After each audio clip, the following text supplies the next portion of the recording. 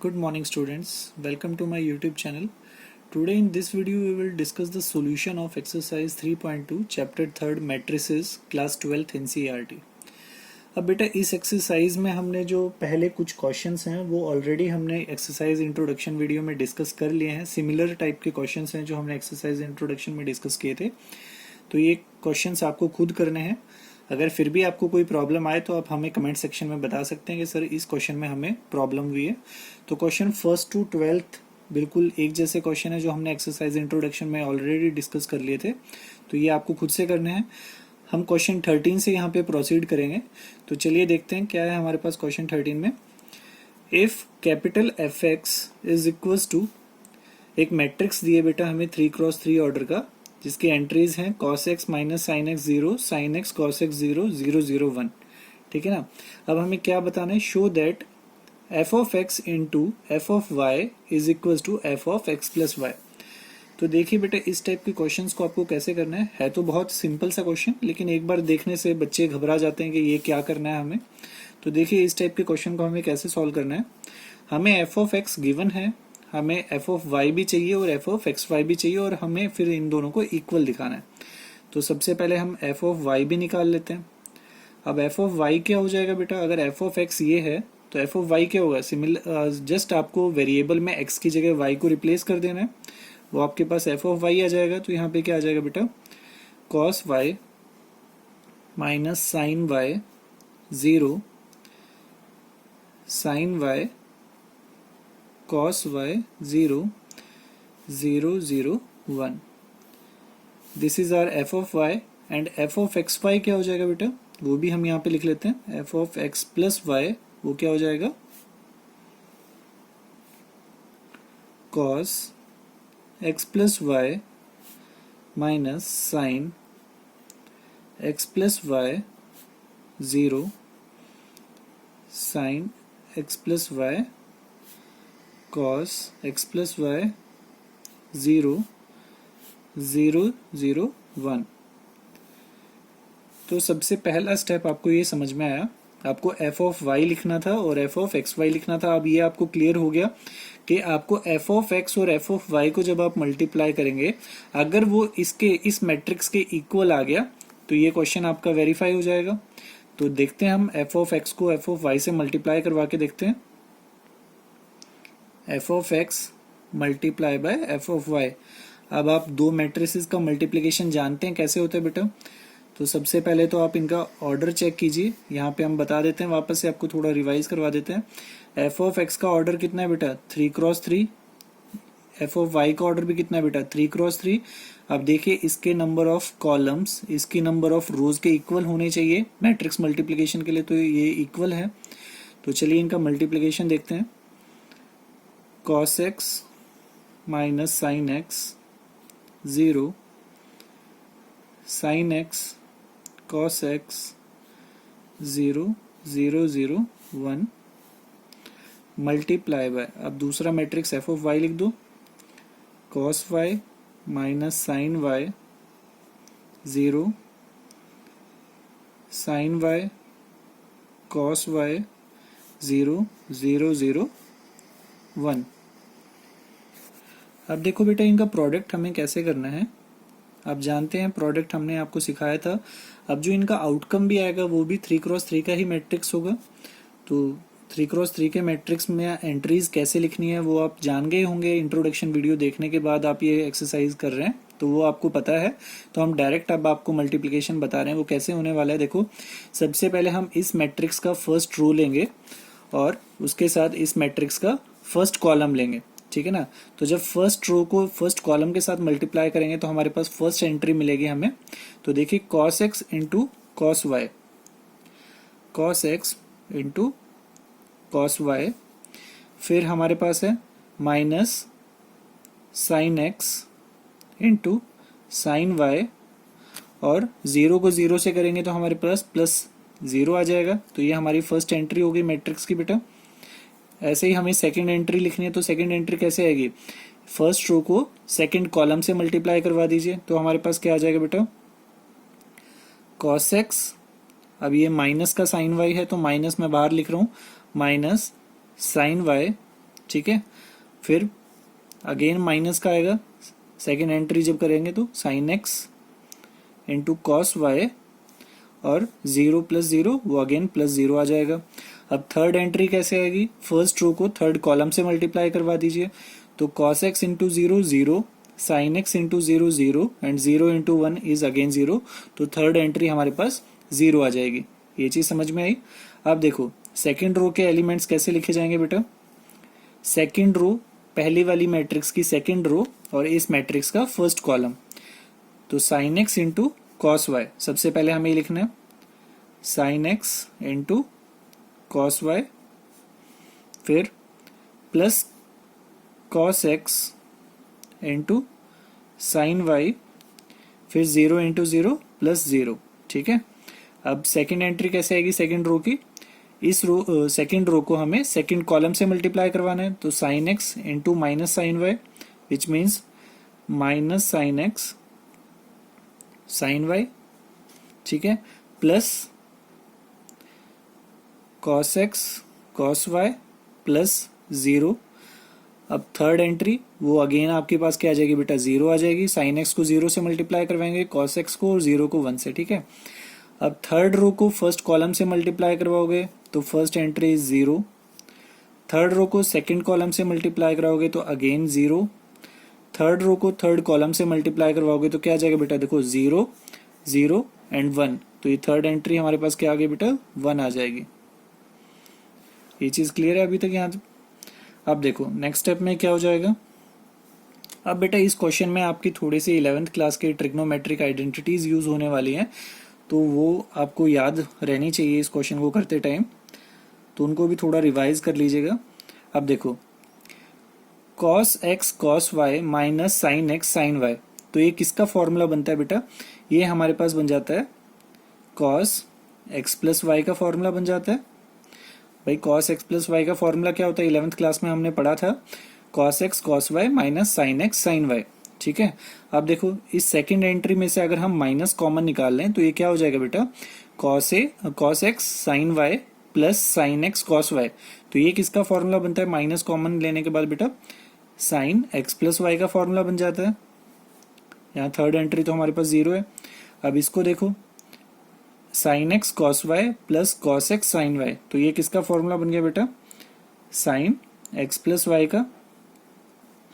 अब second entry क्या है, minus sine x sine Y plus cos x cos y, this is again cos x plus y. यहाँ पे भी हमारे पास थर्ड एंट्री 0 है, एंड लास्ट रो में हमारे पास 0 0 1। अब ध्यान से देखो बेटा, यही तो हमारा f of x plus y था, तो ये चीज हमारी किसके इक्वल आ गई बेटा, f of x plus y के। तो ये क्वेश्चन समझ में आया बेटा आपको कैसे करना है। अब बढ़ते हैं बेटा नेक्स्ट क्वेश्चन की ओर। हम क्वेश्चन नंबर 15 करवा रहे हैं, क्योंकि क्वेश्चन नंबर 14 अगेन एक मैट्रिक्स मल्टीप्लिकेशन में बहुत सिंपल सा क्वेश्चन है, तो वो आप खुद करके देख सकते हैं, पिछले क्वेश्चंस पे बेस्ड ही है। तो क्वेश्चन नंबर 15 को देखते हैं बेटा क्या है इसमें, find A square minus 5a plus 6i if a is a matrix. अब वो मैट्रिक्स हमें गिवन है, a कोई 3x3 ऑर्डर का एक मैट्रिक्स आपको गिवन है बेटा, और इसकी हेल्प से आपको इस मैट्रिक्स इक्वेशन को सॉल्व करना है, ठीक है ना, इसको फाइंड करना है। तो इसको कैसे करेंगे बेटा, देखो ये जो भी हमें पॉलिनोमियल टाइप का मैट्रिक्स का एक पॉलिनोमियल गिवन है बेटा, इक्वेशन तो नहीं कह सकते इसको, मैट्रिक्स पॉलिनोमियल हमें गिवन है यहाँ पे। तो इस पॉलिनोमियल को हम सॉल्व कैसे करेंगे, इसमें कौन कौन सी टर्म्स हैं, जैसे इसमें ए स्क्वायर एक टर्म है, इसमें 5 है और इसमें 6i है। तो सबसे पहले तो आपको इनका मतलब पता होना चाहिए ये क्या है। तो ए स्क्वायर बेटा कैसे मिलेगा आपको, जब आप मैट्रिक्स ए को मैट्रिक्स ए से ही मल्टीप्लाई कर देंगे तो आपको ए स्क्वायर मिल जाएगा। उस मैट्रिक्स ए को अगर आप 5 से स्केलर मल्टीप्लिकेशन करेंगे, हमने ये चीज इंट्रोडक्शन वीडियो में देखी थी, अगर 5 को आप इस मैट्रिक्स से मल्टीप्लाई करवा देंगे तो आपको 5 ही मिल जाएगा। सिमिलरली जब आप 3 ऑर्डर की आइडेंटिटी मैट्रिक्स को 6 से मल्टीप्लाई करवाएंगे तो आपको 6i मिल जाएगा। तो चलिए इनको देखते हैं कैसे आते हैं बेटा ये सब। सबसे पहले हम ए स्क्वायर फाइंड आउट करते हैं कि ए स्क्वायर हमारे पास क्या आएगा। तो ए स्क्वायर बेटा आपको कैसे मिलेगा, जब आप मैट्रिक्स ए को मैट्रिक्स ए से ही मल्टीप्लाई करवाएंगे। तो चलिए इनका प्रोडक्ट देख लेते हैं क्या होता है। 2 0 1 2 1 3 1 -1 0, इसका प्रोडक्ट अब इसी के साथ ही करना है हमें, 2 0 1 2 1 3 1 -1 0। अब देखो जो रिजल्ट आएगा वो भी एक 3x3 ऑर्डर का मैट्रिक्स आएगा। तो चलिए जल्दी से उसको देखते हैं। अब मैट्रिक्स का मल्टीप्लिकेशन कैसे होगा बेटा, इसकी फर्स्ट रो इसका फर्स्ट कॉलम सबसे पहले, तो क्या दे देगा बेटा, देखो 2 2 ज़ा 4 4 प्लस 0 इंटू 2 0 1 इंटू 1 1। ठीक है बेटा, पहली एंट्री आ गई हमारे पास। अब दूसरी एंट्री आएगी हमारे पास, पहली रो दूसरा column, 2 into 0 0 plus 0 into 1 0 plus 1 into -1 -1। ठीक है बेटा। अब third entry 2 into 1 2 plus 0 into 3 0 plus 1 into 0 again 0। ऐसे ही अब सेकेंड रो की एंट्रीज हम लिख देंगे। तो मैं जल्दी से लिख देता हूँ, 2 2 ज़ा 4 plus 1 into 2 plus 3 into 1 3 2 into 0 0 plus 1 into 1 1 plus 3 into -1 -3 2 into 1 2 plus 1 into 3 3 3 into 0 0 1 into 2 -2 plus 0 0 -1 0 1 -3 plus 0। तो ये आ गया बेटा इन दोनों मैट्रिसेस का मल्टीप्लिकेशन। अब इसको देख लेते हैं कैसी मैट्रिक्स आई है हमारे पास। 4 + 1 5 -1 2 + 0 2 4 + 2 6 6 + 3 9 3 प्लस -3 + 1 कितना हो जाएगा बेटा, माइनस का 2 हो जाएगा, 2 + 3 5 हो जाएगा, 2 - 2 0 -1 -3 + 1 अगेन -2। तो ये बेटा हमारे पास आ गया a²। अब हम सिमिलर बेसिस पे 5a निकाल लेंगे, स्केलर मल्टीप्लिकेशन। तो 5 इंटू मैट्रिक्स ए क्या थी हमारे पास, 2 0 1 2 1 3 1 -1 0। तो 5 से मल्टीप्लाई करवाने के बाद ये मैट्रिक्स क्या आ जाएगी बेटा हमारे पास, 5 2 ज़ा 10 0 5 1 ज़ा 5 5 2 ज़ा 10 5 1 ज़ा 5 5 3 ज़ा 15 5 1 ज़ा 5 -5 एंड 0। ठीक है बेटा। अब हम 6i भी निकाल लेंगे इसी तरीके से। तो 6i क्या हो जाएगा बेटा, 6 into identity matrix of order 3 वो क्या होती है, 1 0 0 0 1 0 एंड 0 0 1। डायगनल एंट्रीज 1 होंगी बेटा, नॉन डायगनल सारी 0 होंगी। अब देखो क्या आ जाएगा ये, 6 0 0 0 6 0 0 0 6। तो जो भी हमारे पॉलिनोमियल में जो जो टर्म्स थी वो हमने सारी फाइंड आउट कर ली हैं। तो चलिए अब उस पॉलिनोमियल को देखते हैं। अब बेटा देखो हमारे पास क्या गिवन है, a² - 5a + 6i। अब जस्ट आपको क्या करना है, इनकी वैल्यूज यहाँ पे सब्स्टिट्यूट करनी है। तो a² बेटा हमारे पास क्या आया था, 5 - 1 2 9 - 2 5 0 -1 -2। ऐसे ही 5a भी हमने निकाला था। तो 5a क्या आ गया था बेटा हमारे पास, 10 0 5 10 5 15 5 -5 एंड 0 प्लस 6i है। तो 6i क्या था बेटा हमारे पास, 6 0 0 0 6 0 0 0 6। तो यहाँ तक क्लियर है बेटा। अब आपको क्या करना है, अब आपको सिंपली मैट्रिक्स डिफरेंस और मैट्रिक्स एडिशन दोनों ऑपरेशंस का यहाँ पे यूज करना है। तो पहले हम इन दोनों को डिफरेंस कर रहे हैं, इन दोनों मैट्रिसेस का। तो देखिए क्या आ जाएगा हमारे पास, 5 - 10 इज -5। अब ये तो आप सभी को क्लियर है ना, मैट्रिक्स का डिफरेंस और एडिशन हम कैसे करते हैं, करस्पॉन्डिंग एंट्रीज को प्लस या माइनस करते हैं। तो फर्स्ट एंट्री को फर्स्ट एंट्री के साथ ऑपरेट करवाए तो 5 - 10 is -5 -1 minus 0 minus 1, 2 minus 5 minus 3, 9 minus 10 minus 1, minus 2 minus 5 minus 7, 5 minus 15 minus 10, 0 minus 5 minus 5, minus 1 plus 5 plus 4, minus 2 minus 0 minus 2।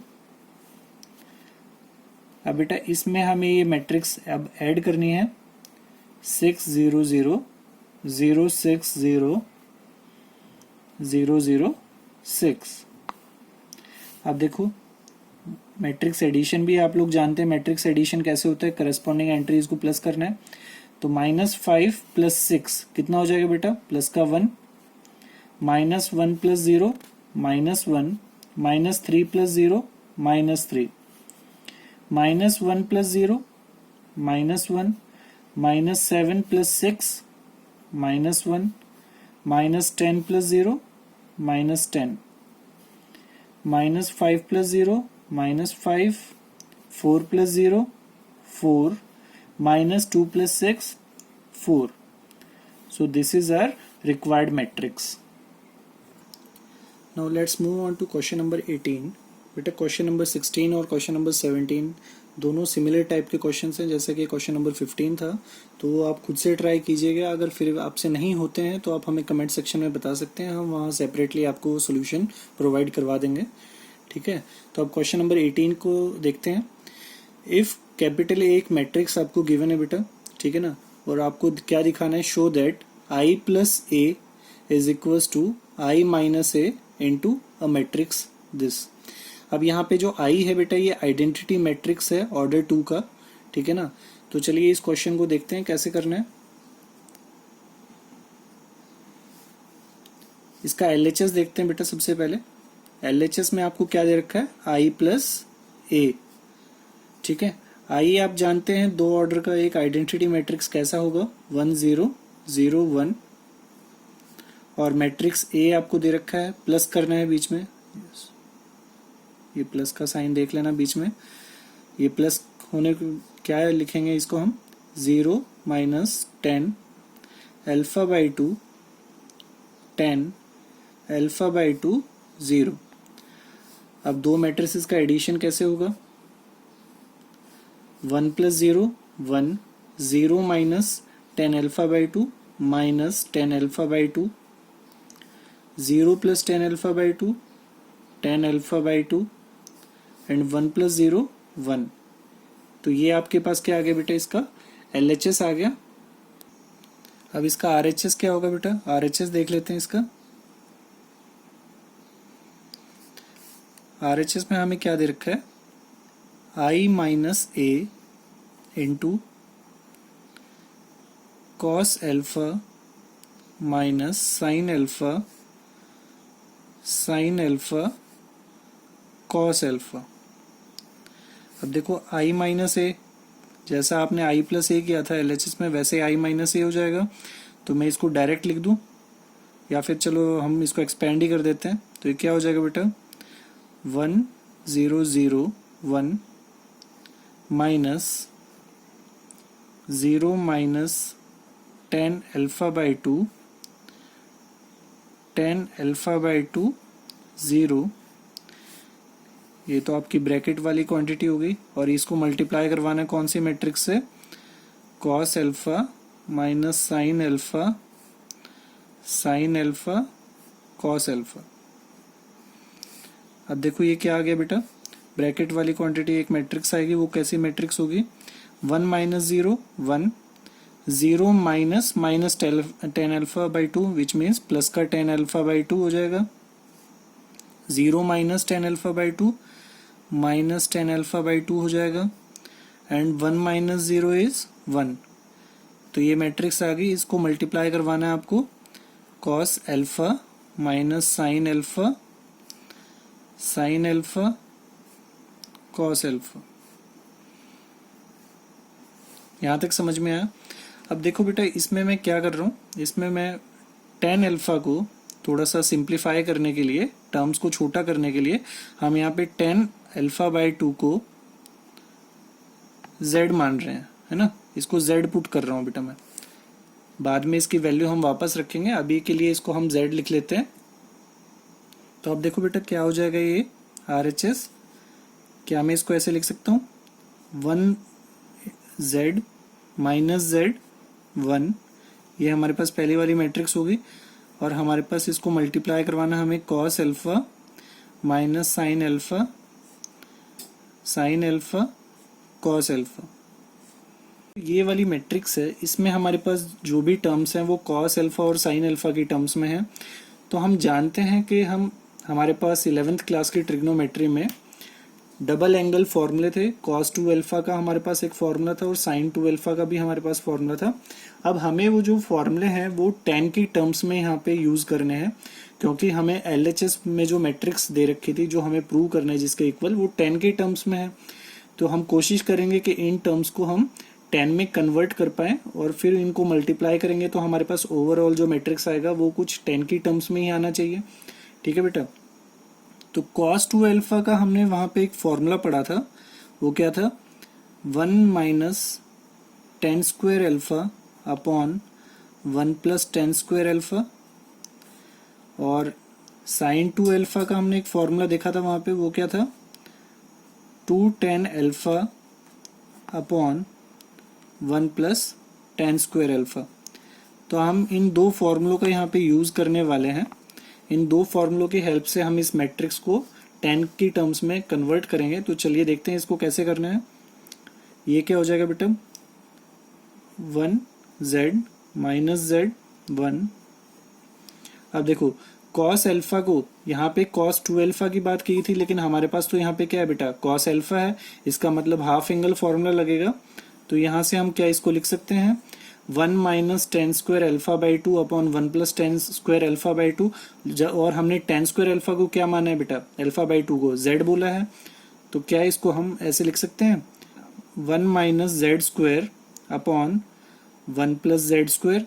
Cos alpha को हमने ये लिख दिया बेटा इस फॉर्मूले की हेल्प से।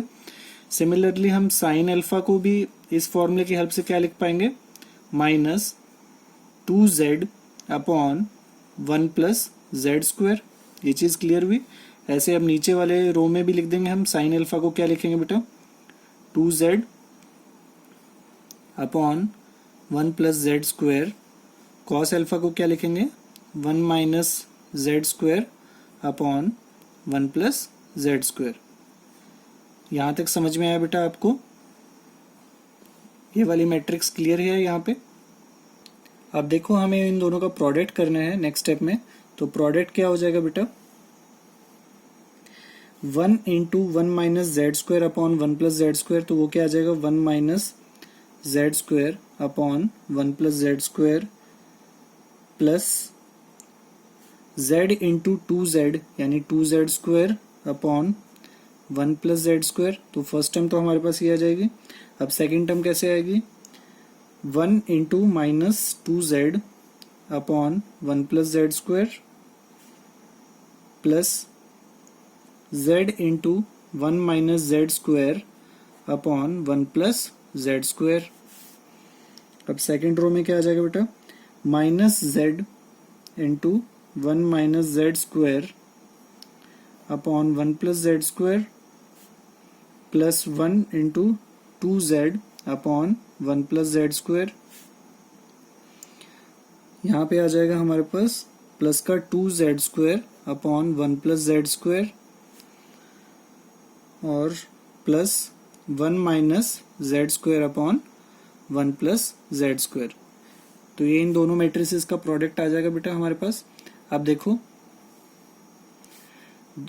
हर टर्म में जो डिनोमिनेटर है बेटा वो तो सेम ही है, तो एलसीएम लेके इसको सॉल्व करते हैं। तो इसको क्या हम फर्स्ट टर्म को लिख सकते हैं 1 प्लस जेड स्क्वायर, तो इसका डिनोमिनेटर हो जाएगा एलसीएम लेने के बाद। तो ऊपर क्या आ जाएगा 1 minus Z square plus 2z square. ऐसे यहाँ पे क्या हो जाएगा 1 plus Z square minus 2z plus z into 1 minus Z square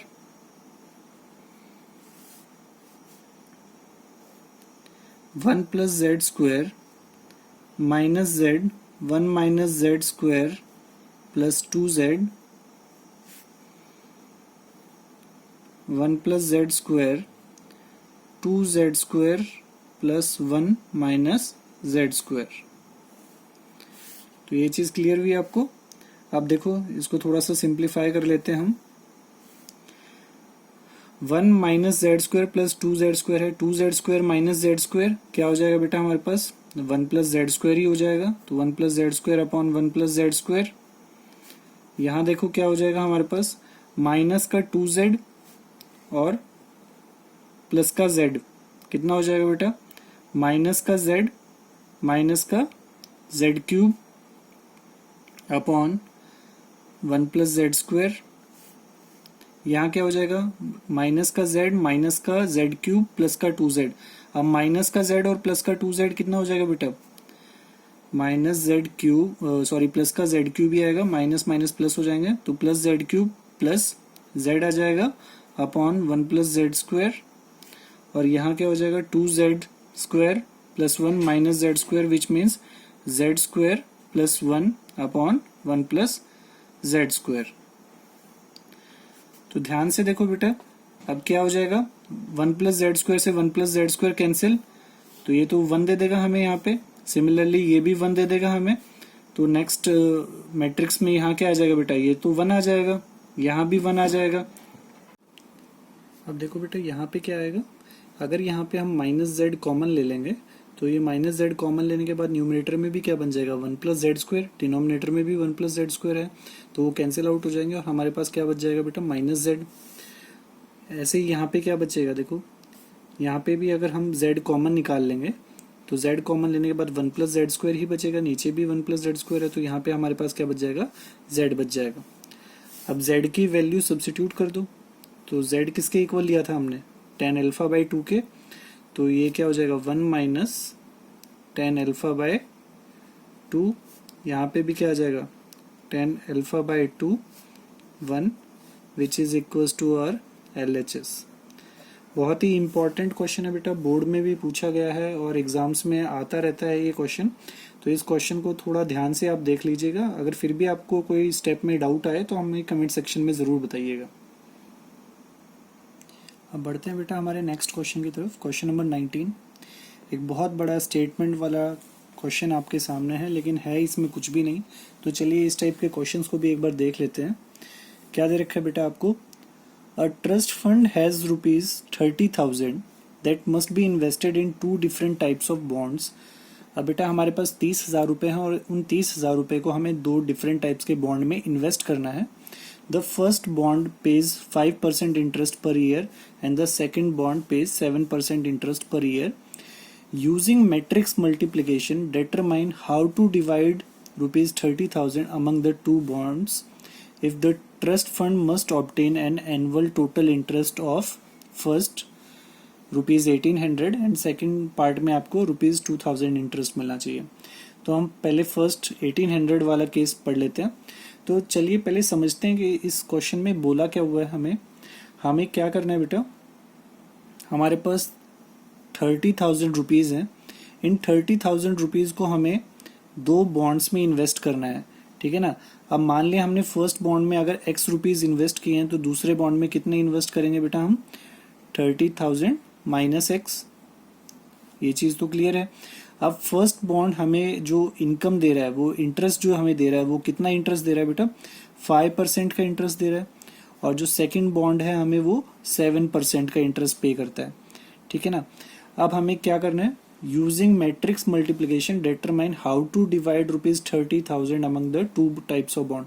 अब हमें यही जो डिवीजन है इस 30,000 रुपए को इन 2 बॉन्ड्स में कैसे डिवाइड करना है वो हमें मैट्रिक्स मल्टीप्लिकेशन से बताना है, और ये भी बताना है कि वो जो ट्रस्ट फंड है वो 1,800 रुपए का इंटरेस्ट टोटल अर्न कर ले, ठीक है ना, इन 30,000 रुपए से।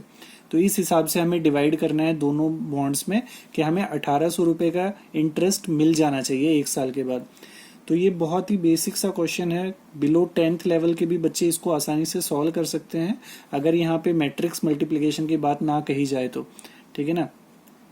सिंपल से आप इसको कैसे सॉल्व कर सकते हैं, आप निकाल सकते हैं x इंटू 5% कितना हो जाता है बेटा 5/100 प्लस 30,000 माइनस x इंटू 7% यानी 7/100 इज इक्वल्स टू 1800।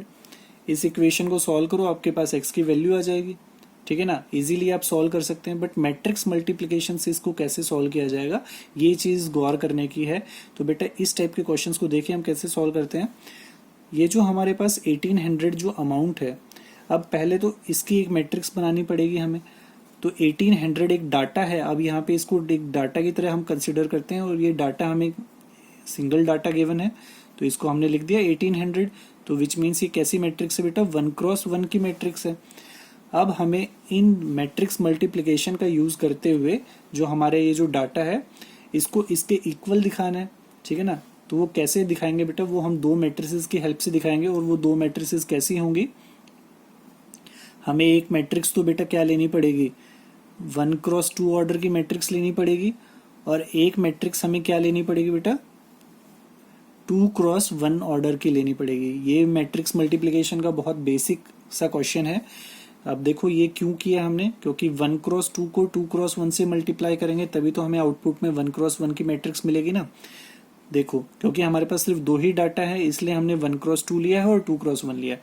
ठीक है, अब देखो ये जो हमारा अमाउंट है, अब देखो इसमें दो टाइप का हमारे पास डाटा है। एक तो ये अमाउंट वाला डाटा है और एक ये इंटरेस्ट वाला डाटा है। ये दोनों डाटा आपको दिखाई दे रहे हैं। अब ये अमाउंट वाला डाटा हम यहाँ पे रख देंगे, तो ये क्या हो जाएगा, ये मैट्रिक्स में एंट्रीज कौन कौन से आएंगे, फर्स्ट एंट्री हो जाएगी इसकी x, तो सेकंड एंट्री क्या होगी बेटा 30,000 माइनस x। ठीक है, दोनों एंट्री रख दी हमने यहाँ पे। अब देखो 2x1 में हमें रखना है इंटरेस्ट को, तो 5% को मैं लिख रहा हूँ बेटा 5/100। ठीक है, और सेकेंड एंट्री क्या हो जाएगी बेटा 7/100। ये चीज़ क्लियर हुई।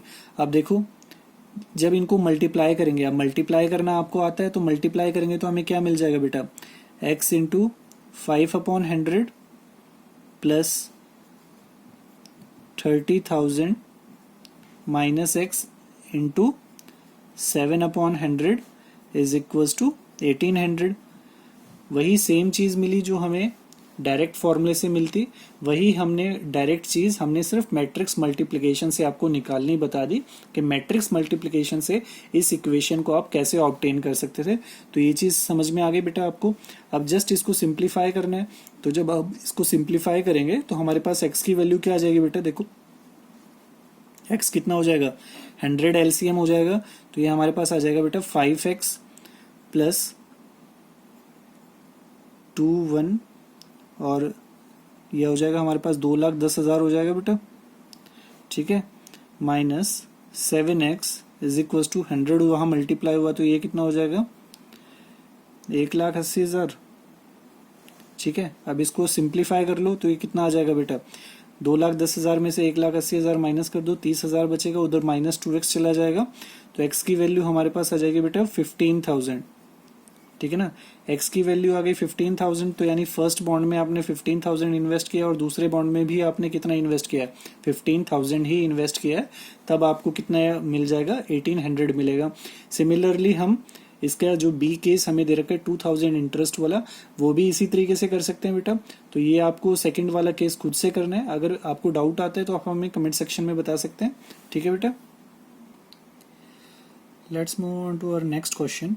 अब बेटा नेक्स्ट क्वेश्चन हम क्वेश्चन नंबर 20 स्किप कर रहे हैं। Question number 20 as it is question 19 के जैसा है, तो वो आप खुद से कीजिए, अगर प्रॉब्लम होती है तो आप हमें बता सकते हैं। तो अब बढ़ते हैं क्वेश्चन नंबर 21 के लिए। क्वेश्चन नंबर 21 से पहले एक हमें इंफॉर्मेशन दे रखी है, वो क्या है बेटा, assume capital X, Y, Z, W and P are matrices of order 2x n, 3x k, 2x p, n×3 and p×k respectively. Then अब ये MCQ टाइप के क्वेश्चन है बेटा, हमारे पास दो क्वेश्चन। क्वेश्चन नंबर 21 हमें क्या गिवन है, the restriction on n, k and p so that p y plus w y will be defined are. अब देखो हमें एक मैट्रिक्स एडिशन गिवन है, पहले सबसे पहले हमें दो मैट्रिसेस का प्रोडक्ट गिवन है पी वाई और डब्ल्यू वाई का, और उसके बाद में उन दोनों को ऐड करना है। तो अब हमें रिस्ट्रिक्शन बताना है एन, के और पी पे यहाँ पे क्या रिस्ट्रिक्शन होंगे जिनके लिए ये चीज़ डिफाइन हो। तो सबसे पहले इसको देखते हैं। देखो हमें क्या दे रखा है पहले बेटा, P और Y मैट्रिक्स का प्रोडक्ट गिवन है। अब P का ऑर्डर कितना है पहले वो देखो। P सबसे लास्ट में गिवन है तो P का ऑर्डर कितना है बेटा, P क्रॉस K। तो यहाँ पे small p cross K। Y का ऑर्डर कितना है, देखो Y सेकंड नंबर पे है, सेकंड का ऑर्डर हमारे पास दे रखा है 3 क्रॉस K, 3 क्रॉस K। तो अब देखो अगर इस मैट्रिक्स मल्टीप्लिकेशन को डिफाइन होना है तो आप जानते हैं मैट्रिक्स मल्टीप्लिकेशन कब हो सकता है, जब P मैट्रिक्स के number of columns Y matrix के नंबर ऑफ रोज के इक्वल हो, विच मीन्स ये K किसके इक्वल होना चाहिए बेटा, 3 के इक्वल होना चाहिए। ये चीज क्लियर हुई। आप देखो प्लस प्लस WY मैट्रिक्स भी गिवन है तो WY। अब W का ऑर्डर कितना है बेटा, W सेकंड लास्ट है तो सेकंड लास्ट यानी n क्रॉस 3 ऑर्डर है W का, और Y का अगेन ऑर्डर कितना है 3 क्रॉस K। अब देखो इसके मैट्रिक्स मल्टीप्लिकेशन में कोई प्रॉब्लम नहीं है भाई, इसके नंबर ऑफ कॉलम्स इसके नंबर ऑफ रोज के इक्वल हैं, ये चीज दिखाई दे रही है। अच्छा अब देखो जब इनका हम प्रोडक्ट कर लेंगे, प्रोडक्ट PY हो जाएगा, डिफाइन हो जाएगा, तो उस PY का जो ऑर्डर आएगा नई मैट्रिक्स मल्टीप्लाई होने के बाद जो ऑर्डर देगी वो क्या देगी बेटा, P क्रॉस K दे देगी यहाँ पे। ये चीज क्लियर हुई। ऐसे ही यहाँ पे ऑर्डर कितना मिलेगा हमें, WY के केस में WY मल्टीप्लाई होने के बाद हमें देगा N क्रॉस K का ऑर्डर दे देगा। समझ में आया बेटा। आप देखो कोई भी दो मैट्रिसेस को आप ऐड कब कर सकते हैं, ये चीज भी हमने इंट्रोडक्शन वीडियो में देखा था। जब मैट्रिसेस कंपेरेबल मैट्रिसेस होती हैं तभी हम उनको ऐड कर सकते हैं, सब्ट्रैक्ट कर सकते हैं। अब कंपेरेबल कौन होती है, जिनके ऑर्डर सेम होते हैं। तो यहाँ देखो K तो सेम है, दिक्कत कहाँ है, P और N की। तो इसका मतलब ये कब ऐड हो सकती हैं, जब P हमारा किसके इक्वल हो जाएगा, N के। फर्स्ट कंडीशन यहाँ से हमने बताई थी वो क्या थी, K हमारा 3 के इक्वल होना चाहिए और P हमारा N के इक्वल आना चाहिए। तो ये देखो ये दोनों कंडीशंस कौन सा ऑप्शन हमारा सेटिस्फाई करे, first option K is equal to 3, P is equal to N। तो ये चीज क्लियर है बेटा, इस टाइप के क्वेश्चंस को आपको कैसे करना है। अब बढ़ते हैं बेटा हमारे लास्ट क्वेश्चन की तरफ, क्वेश्चन नंबर 22। क्वेश्चन नंबर 22 भी ऊपर वाले जैसा ही है क्वेश्चन एक बेटा। देखो क्या दे रखा है इसमें हमें, if N is equal to P then the order of the matrix 7x minus 5z is. हमें पूछा गया है अगर P और N इक्वल हैं तो इस मैट्रिक्स का ऑर्डर हमें फाइंड आउट करना है। तो देखिए 7x माइनस 5z। अब बेटा आप जानते हैं जो x का ऑर्डर होगा वही 7x का ऑर्डर होगा। स्केलर मल्टीप्लिकेशन से मैट्रिक्स के ऑर्डर में कोई भी चेंज नहीं आता है। जो z का ऑर्डर होगा वही 5z का ऑर्डर होगा। तो अब देखो 7x का ऑर्डर क्या होगा बेटा, हम यहाँ पे लिख लेते हैं। x का ऑर्डर कितना दे रखा है हमें, 2 क्रॉस n, ठीक है।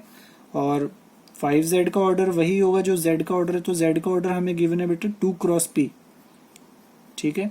अब देखो p और n आपको इक्वल दे रखे हैं। जब p और n इक्वल हैं तो इसका मतलब ये दोनों मैट्रिसेस कैसी हैं, कंपेरेबल मैट्रिसेस हैं। तो इनका डिफरेंस क्या है बेटा, डिफाइन है। और जो हमारे पास रिजल्टेंट मैट्रिक्स आएगी, सपोज हमने C मैट्रिक्स बोल दिया रिजल्टेंट, उसका ऑर्डर क्या होगा, 2 क्रॉस n ही लिख सकते हैं क्योंकि P और N तो इक्वल हैं। तो देखो कौन सा ऑप्शन आपका सेटिस्फाई कर रहा है इसको, ऑप्शन बी।